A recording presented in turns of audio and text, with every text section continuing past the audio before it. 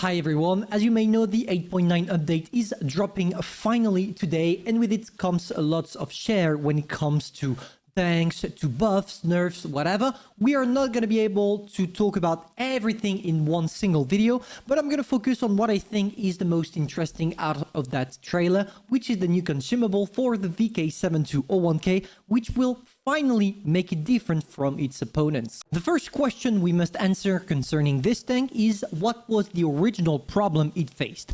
And it's actually quite simple. When you take a look at the VK72.01K and especially its statistics, you see that it's quite close to its other brothers like the E100, the Mouse, and the VK90.01P. It has the exact same gun as the one we find on the E100. It has a lot of armor, same for the VK90.01P, and it has a lot of hit points like a Mouse. So why is it not suitable, or why was it not suitable for the current playstyle? Because that thing is packing every other stuffs that the other are proposing, E100, Mouse, and VK, but it's doing it in a bad way. What do I mean by that? It's actually kind of simple. If you want armor, yes, you can take the VK72.01K that has a gorgeous lower plate, but at the same time, if you use your credit card to buy a VK91P, this one is packing much more armor, not featuring the weak spots on the turret cheeks and things like that. If you are looking for hit points, yes, with this one you have a juicy 2.5k, but yeah, there is also the Mouse that is featuring 3.1k by now if you're using the right consumables. Finally, if you have to pick the VK72.01K for its gun, you can also go for the regular E100 because it's the exact same gun but mounted on something that goes a little bit faster, therefore making you a more mobile tank. So the VK72.01K for itself had nothing, and this is why Wargaming interfered, and they interfered right there with the tungsten shell. And I don't know why my game is in French. I just realized right now. Let me switch. Yeah, this looks better. So I was saying, now that you can feature the tungsten shell instead of one of those items, it definitely gives a purpose to exist to this tank, because right now you can tell yourself, yes, I play the VK72.01K because at least for 20 seconds I'm able to pull out a huge 700 and plus damage per shot, which is something you can't neglect. It's definitely one of the greatest things that Wargaming made for that tank, and it's a buff without necessarily being one, because if you don't play it with tungsten shell, it's just the regular VK72.01K, but here things are going to be a little bit different, and obviously we are going to test out this thing today. Of course, it comes to a price, and this price is you lose one other stuff, one other placement for a consumable. And of course, here it's going to be a little bit complicated with the VK because it's quite exposed to armor racks or even getting its engine destroyed. At least it's a feeling I have when playing that tank. But well, for the sake of the video, we need to see how it performs. Let's go. The buff did not change the playstyle at all, which is a good thing, because at least if you're used to this tank, you can still do the exact same as you were doing before. Now, as we just started the game, I feel like I did a mistake. I wanted to keep adrenaline plus the tungsten shell. And I think it's a bad idea simply because when you see my reload time, 15.8 seconds, it's probably not the most effective way to get things done. Thank you, Yo, by the way, for pushing a little bit too much and not allowing me to sneak my shell on the IS-7. Much appreciated. And all of that to get completely crushed by the rest of the enemy team. Not a problem. Now we are in place and we are going to be able to sneak a shot on that Kranwagen.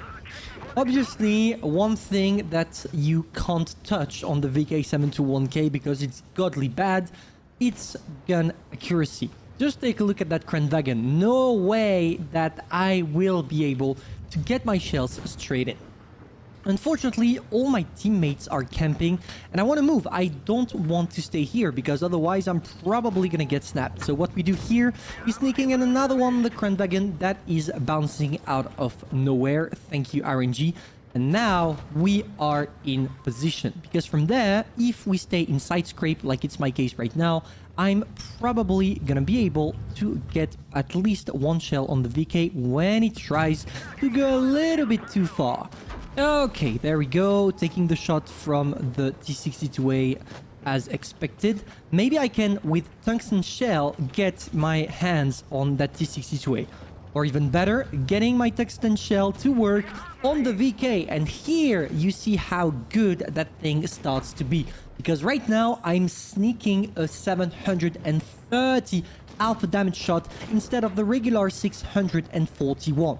And to be fair, having tungsten shell on such massive alpha damage per shot is something not to neglect and will probably be game changer for some games. Alright, let's try to push forward as long as the IS-7 is not taking care of us. I feel like we can circle around, maybe get our hands on that Jag. Bang, there we go. Okay, now I kind of want to escape before the Kranwagen makes it, because otherwise we are going to get snapped. Okay, perfect. Here is the E100. Is he going to try something? Yeah, maybe going right there. I'll know. No, he doesn't.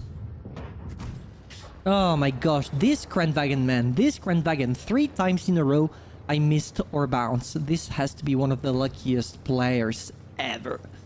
Alright, not a problem. We are gonna avenge ourselves by literally getting a sneaky shot on the E100. 700 damage without using tungsten shell. Had to deal with it. And now we escape fast. Maybe the Kranwagen is gonna try something. We're gonna switch to HE shell because why not? No, I can't penetrate, unfortunately, from this area. Not a problem. We stay in side scrape as long as we can. As you can see, side scrape is definitely a good tactic with this one, but not the best. Not the best because of your turret chicks. As mentioned previously, what you want to do is making sure that you don't get shot at this area where the Kranwagen just shot me. So be careful about that and be aware that this tank is not among the best when it comes to side scrape, but at the same time, if people don't know this exact spot and don't have the accuracy to snipe a shot in it, it could be a good idea to give it a try. So here was the first game, not the best, just an average one, but let's see how it performs when we switch adrenaline or something else like a regular consumable. As I played a couple of games with the VK using tungsten shell, I can tell you that, in my opinion, it does a difference, but it's extremely situational, which is kind of a good and bad thing at the same time. It's a bad thing because overall it's not necessarily a buff, it only depends on the player, and obviously if it depends on the player, it's a skill-based buff. It's excellent for good players because when you know when to use your tungsten shell, you can kind of have the greatest games ever.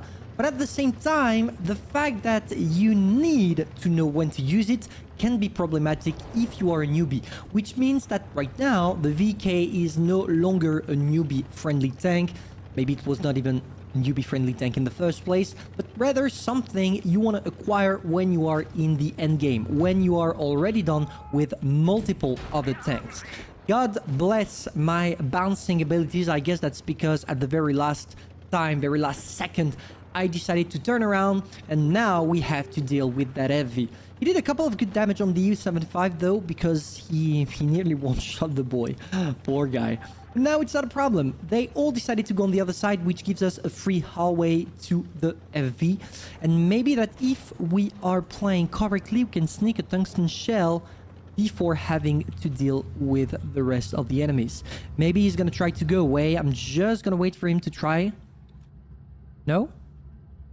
Oh, there we go. Can I penetrate an HE? Because an HE with the tungsten shell would be perfect. Okay, it seems like it's not gonna be the case. We have to go on the boy. Am I spotted or not yet? Not yet. Come on, we gotta get him. We gotta get the boy. Do we? Alright, there we go. 755 because we have to deal with him as long as the Kranwagen was not looking at us. And now we have to kill the FV. We have to kill the FV before doing anything else. I'm not taking the risk of that E75 trying something on my side. No, no, no. Okay, can we angle against the Kranwagen or are we gonna get destroyed?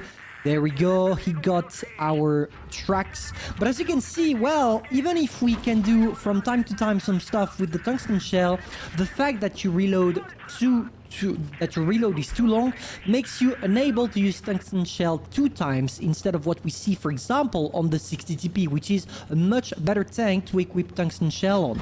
But hey, there we go. We are still into the game. We are gonna try to get things done. Maybe I'm gonna retreat a little bit because that Kranwagen is gonna probably snap my ass. Oh no, we have the 75 in backup.